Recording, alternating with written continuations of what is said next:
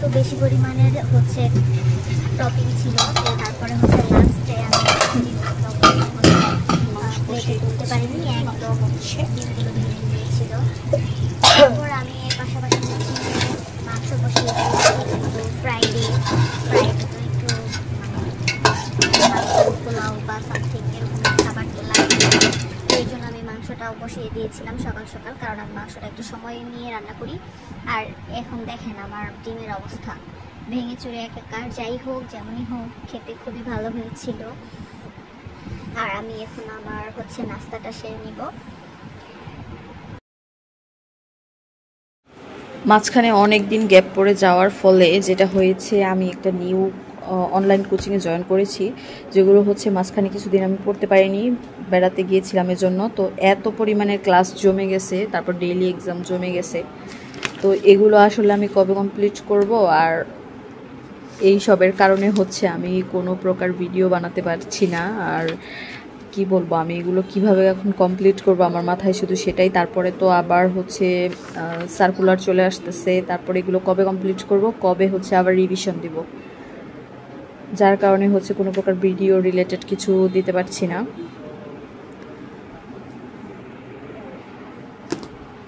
তো তারপর আজকে যে কাজটা করেছি, ভোকাবুলারিগুলো আজকে রিক্যাপ করার চেষ্টা করছিলাম, কারণ খাতা থেকে দেখা যায় অনেক সময় আসলে ওইভাবে পড়া হয় না। এভাবে ধরে ধরে পড়াও আসলে অনেক বেশি মানে কষ্ট হয়, মনে হয় যে মনে থাকে না। তো তারপর আসলে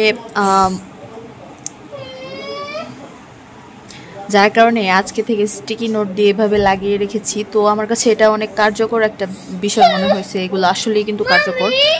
যেগুলো স্টিকি নোটে আমি আজকে ভোকাবুলারিগুলো লিখেছি, আমার অলমোস্ট মুখস্থ হয়ে গেছে, মুখস্থ মতো হয়ে গেছে। যাই হোক, এইভাবে আপনারাও ট্রাই করতে পারেন। তো এখন আমি হচ্ছে কোশ্চেন ব্যাংক থেকে আসলে পড়াশোনা শুরু করেছি, কারণ যেহেতু অলরেডি সার্কুলার দিয়ে দিছে। সো এখন হচ্ছে বেশি বেশি করে কোশ্চেন সলভ করলে আসলে ভালো একটা প্রিপারেশন হয়তো বা নেওয়া পসিবল। কারণ বই থেকে তো পড়া হলোই, ওইটা তো দেখতেই হবে। তাছাড়া হচ্ছে এখন যেটা মনে হচ্ছে, যত বেশি প্রশ্ন সলভ করতে পারবো তত বেশি আসলে প্রিপারেশনটা গোছানো হবে। সামনে যেহেতু অনেকগুলো পরীক্ষা আসতেছে, তো সেটাকে সামনে রেখে এখন আসলে পড়াশোনাটা আপাতত গোছাতে হবে।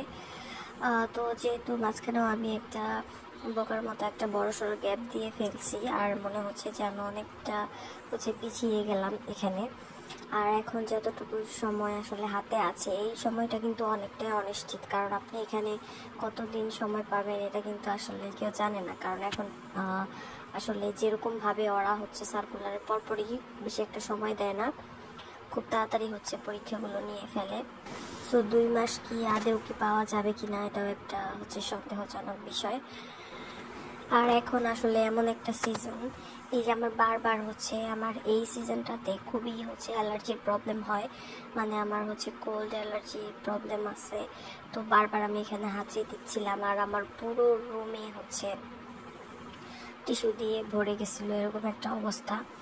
আর এই ভিডিও শটটা নিয়েছিলাম হচ্ছে আমার বাবার বাসাতে। তো সেখানেই হচ্ছে আমি কি বলে মোটামুটি ওইখানে মোটামুটি ভালোই শীত ছিল, তো এই জন্য হচ্ছে বিছানার উপরে বসে পড়াশোনাটা করতেছিলাম। তো মাঝখানে মনে হলো যে আম্মু কি করতেছে একটু দেখে আসি। তারপরে দেখি আম্মু এখানে হচ্ছে সচ পাতার ভর্তা বানাচ্ছে, আর হচ্ছে বানিয়েছিল কি যেন চিতই পিঠা। গরম গরম এই পিঠার সাথে এই ভর্তাটা খেতে যা মজা লাগে। তো আমি তো মানে দেখে হারা দেখে, কারণ আমার কাছে আমারও খুব ইচ্ছে করছিল যে ঝাল ঝাল কিছু খাই। আর চিতই পিঠার এই পিছনের দিকের মানে যে কি বলে এটাকে খোলটা থাকে, এটা একটু শক্ত শক্ত হয়, এটাই আমার কাছে বেশি খেতে ভালো লাগে। ছোটোবেলায় শুধু ওই পিছনের টুকু খেতাম। তো আমি আর পিঠা দেখে নিজে কি সামলাতে পারলাম না, এই জন্য আমি সচ পাতার সবুজ ভর্তা আর পিঠা খেয়ে নিয়েছি। তারপর আবার আমি পড়তে বসে গেলাম। এখন আসলে এমন একটা অবস্থা হয়েছে যে মাঝখানে অনেক বড় একটা গ্যাপ দিয়েছি, যার কারণে এখন আর পড়তে ইচ্ছা করে না, বেশিক্ষণ মানে পড়ার জন্য বসে থাকতে পারি না। তো এরপর আমি আবার একটু চায়ের ব্রেক নিলাম। আর এখন এমন একটা অবস্থা হয়েছে, ভিডিও করতে ইচ্ছাই করে না। যতটুকু ভিডিও করেছি সেটাই আপনাদের সাথে টুকটুক করে শেয়ার করেছি। তো বারবার আমি উঠে যাচ্ছিলাম, আবার পড়তে বসছিলাম, এভাবে করে আসলে এখন চলতেছে। কিছু করার নেই, এখন নিজেকে যতটা পুশ করে বইয়ের সাথে বসে থাকতে হবে, কারণ এবারের প্রতিযোগিতা মানে প্রতিযোগীর সংখ্যাও অনেক বেশি আর প্রতিযোগিতাও হবে অনেক বেশি।